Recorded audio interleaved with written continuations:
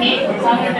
ನಾನು ಇವತ್ತು ಮಾಡಿರೋ ಅಡುಗೆ ಸಿರಿ ರಾಗಿ ಲಡ್ಡನ್ನ ತಯಾರು ಮಾಡ್ಕೊಂಡು ಬಂದಿದ್ದೀನಿ. ಇದು ಚಿಕ್ಕ ಮಕ್ಕಳಿಗೆ, ಬಾಣಂತಿಯರಿಗೆ, ಮೈನಲ್ಲಿರುವಂಥ ಹೆಣ್ಮಕ್ಳಿಗೆ, ವಯಸ್ಸಾದವರಿಗೆ ಎಲ್ರಿಗೂ ತುಂಬ ಒಳ್ಳೆಯ ಆಹಾರ. ಸಿರಿಧಾನ್ಯನ ನಾವು ಪ್ರತಿನಿತ್ಯ ಆಹಾರದಲ್ಲಿ ಸೇವನೆ ಮಾಡೋದ್ರಿಂದ ರೋಗ ನಿರೋಧಕ ಶಕ್ತಿನ ಹೆಚ್ಚಿಸ್ಕೋಬೋದು.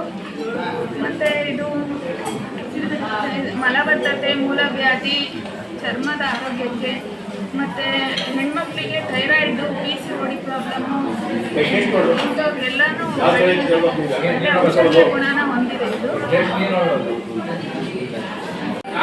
ನನ್ನ ಹೆಸರು ಕಾವ್ಯ, ಟಿಪ್ಪೂರು ತಾಲೂಕು ಮಾದಿಹಳ್ಳಿಯಿಂದ ಬಂದಿರೋದು.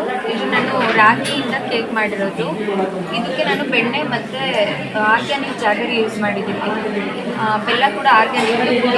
ಬೆಣ್ಣೆ ಮತ್ತು ಆರ್ಗ್ಯಾನಿಕ್ ಬೆಲ್ಲ ಮತ್ತು ಹಾಲು ಇದೆಲ್ಲದನ್ನು ಹಾಕ್ಬಿಟ್ಟು ಚೆನ್ನಾಗಿ ಬೀಟ್ ಮಾಡಬೇಕು. ಬೆಲ್ಲ ಎಲ್ಲ ಕರಗಿ ಆದಮೇಲೆ ನಾವು 1.5 ಕಪ್ಪಷ್ಟು ರಾಗಿ ಹಿಟ್ಟು ಮತ್ತು ಕೋಕೋ ಪೌಡರ್, ಚಾಕ್ಲೇಟ್ ಫ್ಲೇವರ್ ಮಾಡಿರೋದ್ರಿಂದ ಕೋಕೋ ಪೌಡರ್ ಹಾಕಲೇಬೇಕು.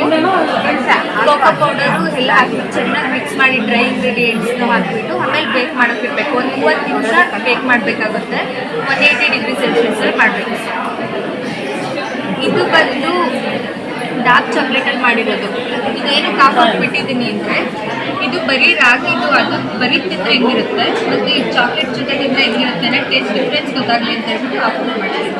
ಮತ್ತು ಇದು ಎಳ್ಳುಂಡೆ, ಎಳ್ಳು ಚಿಗ್ನಿ. ಇದು ಡೆಕೋರೇಷನ್ನಿಗೆ ಎಳ್ಳು ಚಿಗ್ನಿ ಯೂಸ್ ಮಾಡಿದ್ದೀನಿ.